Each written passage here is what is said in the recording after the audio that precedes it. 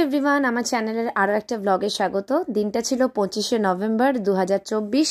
উপলক্ষ ছিল দীপশিখা আর রাজার বিয়ে, এবং সেখানে আমরা অফিসের প্রায় সমস্ত ডিপার্টমেন্টের মানুষ উপস্থিত ছিলাম। একেবারে অন্যরকম একটা সময় কাটানো, এবং অফিসের বাইরে আমরা সবাই বেশ কিছুটা হেসেছি, অন্যরকম সময় কাটিয়েছি, সবাই সবার সঙ্গে দেখা করেছি। এবং এই হচ্ছে বাঙালি বিয়ে, খাওয়া দাওয়া ছাড়া তো কথা হবেই না।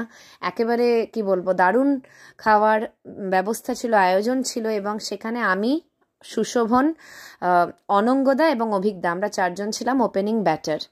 এবং যাই হোক, খাওয়া দাওয়ার পরে আলাদা করে আর ছবি তোলা হয়নি, খুব ভালো খেয়েছি। তারপর এই বিয়ের মণ্ডপ দেখালাম, এবং আমরা সবাই বললাম যেমনটা, যে খুব অন্যরকম সময় কাটিয়েছি অফিসের বাইরে সবাই একসাথে। আমার এই অফিসে এটাই ফার্স্ট বিয়ের নিমন্ত্রণ ছিল, এবং দীপশিখাকে ভীষণ মিষ্টি লাগছিল। দমদমে ছিল এই বিয়ে বাড়ি, এবং বাঁকুড়া থেকে, সুদূর বাঁকুড়া থেকে এসেছিল আমাদের রাজা দীপশিখাকে বিয়ে করতে, এবং ওকে মানে বরণ যেটা বলে সেই সময় দেখালাম ছবি। এটা বিমলদা, আমাদের অফিসে আরও একজন গুরুত্বপূর্ণ সদস্য।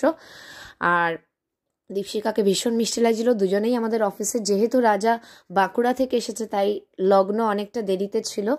আমি কিছু ছবি বাকিদের কাছ থেকেও কালেক্ট করেছি, বিভিন্ন ডিপার্টমেন্টের ছবি রয়েছে, এবং লাল টুকটুকে বেনারসিতে দীপশিখাকে ভীষণ মিষ্টি লাগছিল।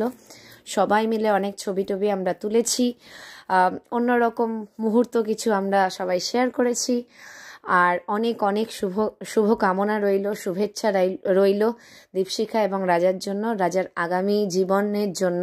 দীপশিখা এবং রাজা ওরা খুব ভালো থাকুক আগামী দিনে, আর এরকমভাবেই হাসি খুশি থাকুক ওরা, এটাই আমি চাই। কিছু অফিসের মানে নতুন সদস্য আমরা ছিলাম, কিছু পুরনো সদস্যও ছিল, সবাই মিলে একটা অন্যরকম দিন কাটিয়েছি 25শে নভেম্বর।